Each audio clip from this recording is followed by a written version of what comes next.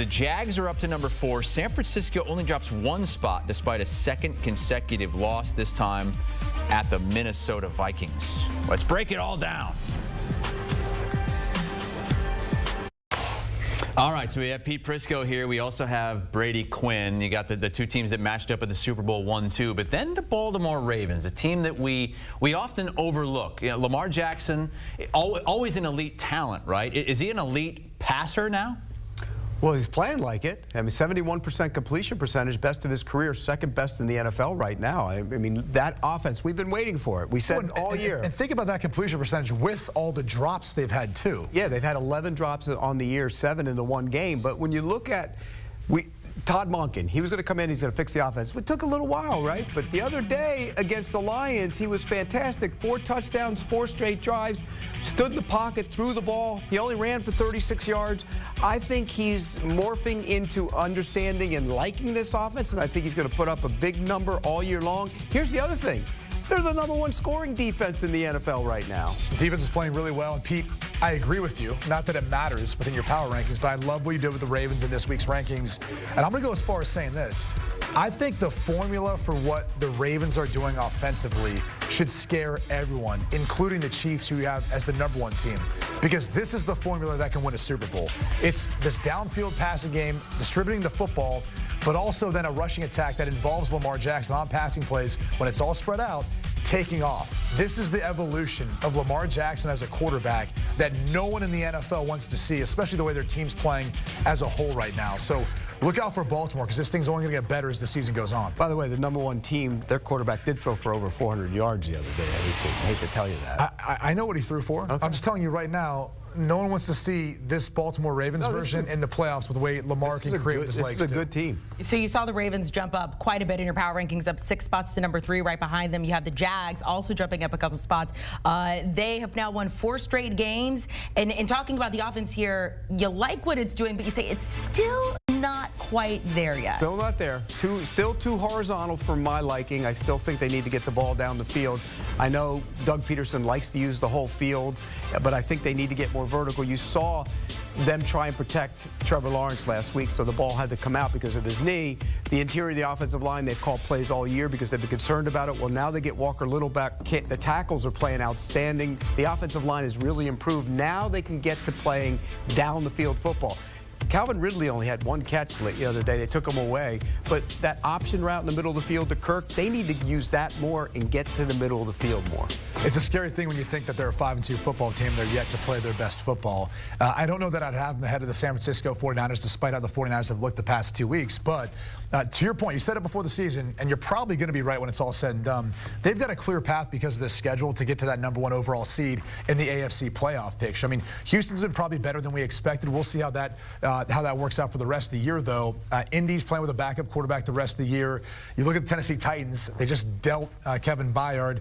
Maybe Derrick Henry's on the trade block. We don't know. And it looks like Will Levis might end up being the starting quarterback. And Malik Willis both look like they might play this week. So clearly they're thinking about the future. So even the division sets up well for them to really get on a run through the rest of the year and maybe have the #1 overall seed. Big test this week, though. They have to go to Pittsburgh, a Steelers team that might be figuring some stuff out offensively. They beat the Ravens last time out, who you have at #3. They just went into L.A. and beat the Rams. Biggest riser, up 11 spots to #11. Yeah, and the offense is starting to show signs of life. That's the good news. You saw Pickett make some throws down the field, and they actually look like a functioning offense for the first time really all year. You talk about that game against the Ravens. They had no business winning that game. Somehow they found a way to win it. The Ravens actually lost the game in my book. I think they had all those drop passes. They had the block punt. They should have won the interception in the end zone.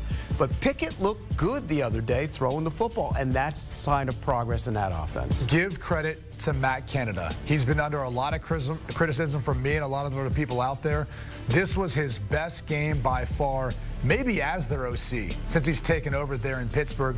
They did have 2 weeks to prepare coming off the bye, but I look at this and say, if this is the version of the Pittsburgh Steelers we can see week in and week out offensively, they're a dangerous team. But again, another one that's got the defensive components. They've got some playmakers on offense. Kenny Pickett will continue to get better. But this is the offense that we need to see from Pittsburgh moving forward every single week. Can't just be a one-hit wonder here.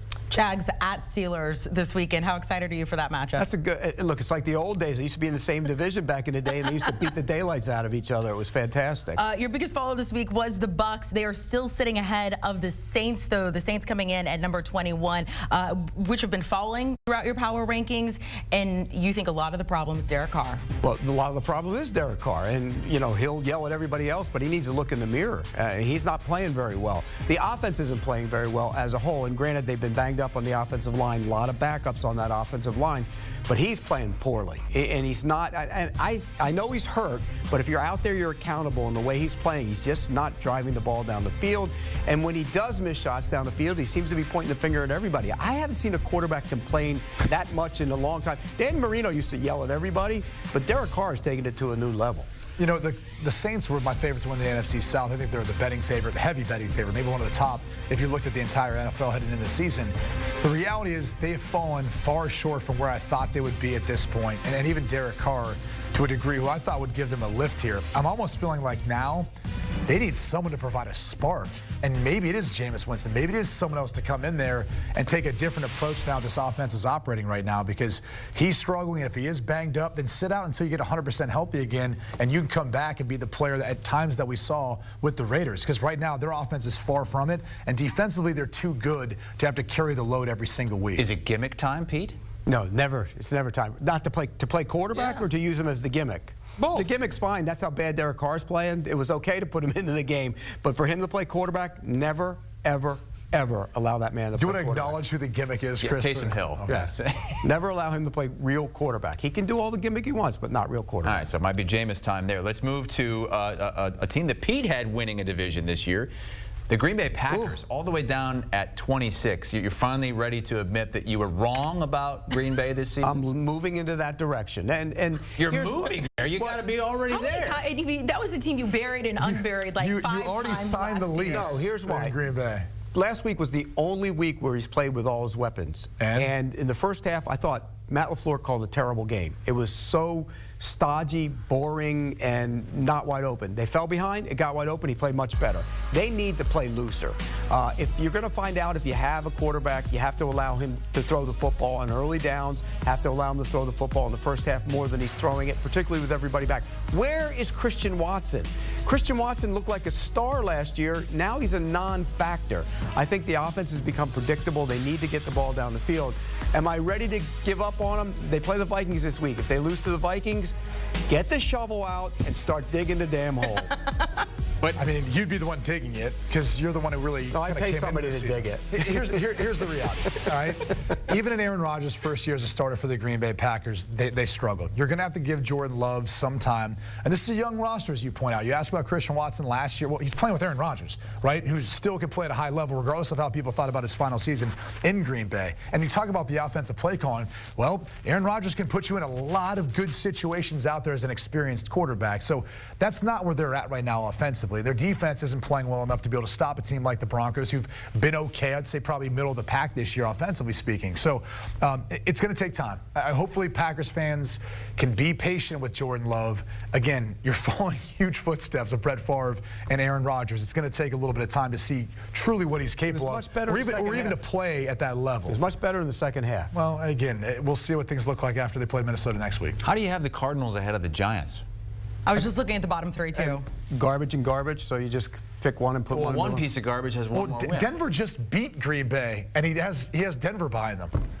You think Denver's what? They just played head-to-head. Look, and you still can't give them the benefit of the doubt. Look at the bottom 3. You just have Giants, Broncos, Panthers. Like we just saw the Broncos beat the Packers, and you've got them as the 31st team. I don't think the Broncos are very good. They just beat your team. It's at 26. And the Giants beat the Cardinals. It was that epic come-from-behind. That was a while ago. And they beat them head-to-head. They have one more win. No. Did you fall asleep? You're asleep at the wheel? Did you fall asleep? No. Did you forget where the podium was when you were walking? You kind of just started, what? You didn't know what you were doing? He went, What? Brady. Whoa. I'm just saying, did you get lost in what you're doing? Am I an 80-year-old man? Is that what you're saying? How old are you? Okay. All right, let's talk about the games coming up. Danny on Cannell's over there if you want to CBS. bring him into the We're good now. 80, he CBS called me an NFL 80-year-old CBS. man. I mean, he's not far off. Wow. Okay. I'm just kidding. 63. Pats at Dolphins, Jags at Steelers, Bengals 49ers is the late one. You can string those games on Paramount Plus.